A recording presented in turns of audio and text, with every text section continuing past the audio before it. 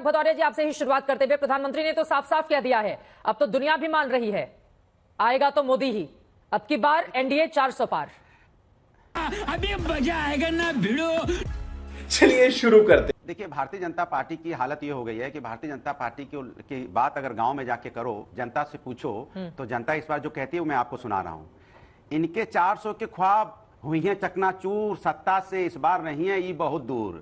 काहे कि जनता का किहिन मजबूर, किसानन का कर डालिन बर्बाद, पूंजीपतियन का किहिन आबाद, महिलाओं पर हो गया निरंकुश अपराध।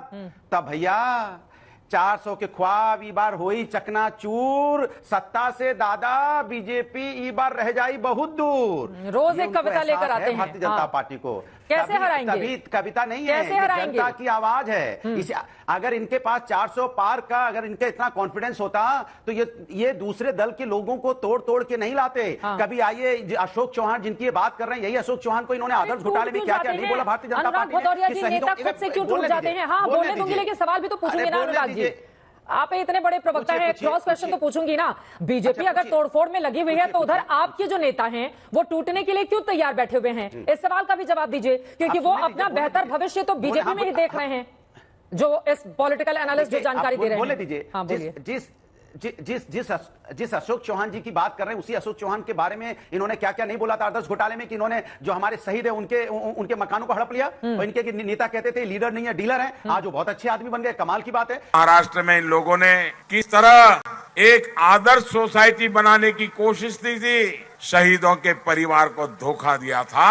इससे तो नांदेड़ और पूरा भारत भली भांति परिचित है।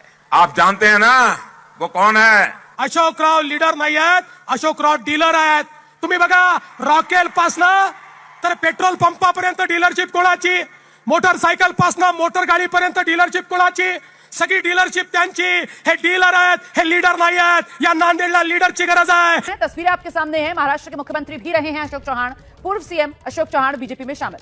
देवेंद्र फडणवीस की मौजूदगी में बीजेपी मुख्यालय में अशोक चौहान पहुंचे हैं और बीजेपी में शामिल हुए हैं। बीजेपी की सदस्यता अशोक चौहान ने ले ली है। भारतीय जनता पार्टी जब बात करती है परिवारवाद की, तो मैं इसमें पूछना चाहता हूं, इनके दल में जो इनके सहयोगी दल कितने परिवारवादी पार्टी से आते हैं? अपना दल परिवारवादी पार्टी नहीं है, निषाद दल परिवारवादी पार्टी नहीं है क्या? अशोक चौहान परिवार पार्टी से नहीं आते? शिवसेना परिवारवादी पार्टी नहीं है, एनसीपी परिवारवादी पार्टी नहीं है, चिराग पासवान जो बैठे इनके प्रवक्ता ये परिवारवादी नहीं है, चौटाला के साथ इनकी सरकार चली है, परिवारवादी नहीं है, सम्राट चौधरी को उन्होंने डिप्टी सीएम बनाया। पूरी फैमिली परिवारवादी नहीं है। हराएंगे कैसे? अरे जब बोलेंगे, मैं आप 30 सेकंड तो बोलने दीजिए, 30 सेकंड बोलने नहीं दोगे तो मैं कैसे हराऊंगा? अगर आप भी बीजेपी के साथ मिल जाओगे तो दिक्कत होगी ना। मेरी आवाज, विपक्ष की आवाज दबा रहे हो आप मुझे बोलने नहीं दे रहे हो। सबसे पहले आप ही से शुरुआत की है, और आप ये आरोप लगाने लगे कि मैं आपको बोलने नहीं दे रही हूं। मैं आपसे पूछ रही हूं अनुराग भदौरिया जी, क्रॉस क्वेश्चन करना मेरा काम है अनुराग भदौरिया जी, और इसको हंसी मजाक में लेने की जरूरत नहीं है। 40 सेकंड बोलो, आप बिल्कुल बोलेगा। 10 सेकंड का मेरा सवाल सुन लीजिए। आपके पास 5 लोकसभा के सांसद थे, मौजूदा वक्त में सिर्फ 3 हैं। बीजेपी के पास इस वक्त 60 से ज्यादा है। हराएंगे कैसे, मैं ये सवाल पूछ रही हूं।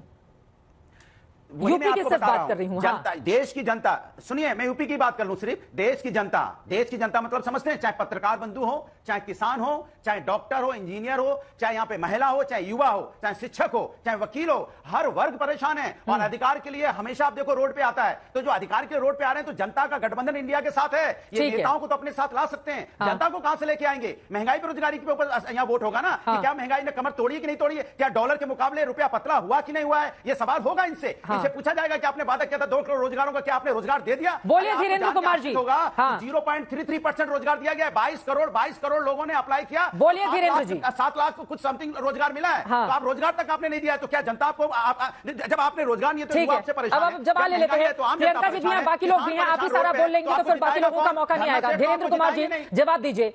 जब बेइज्जती है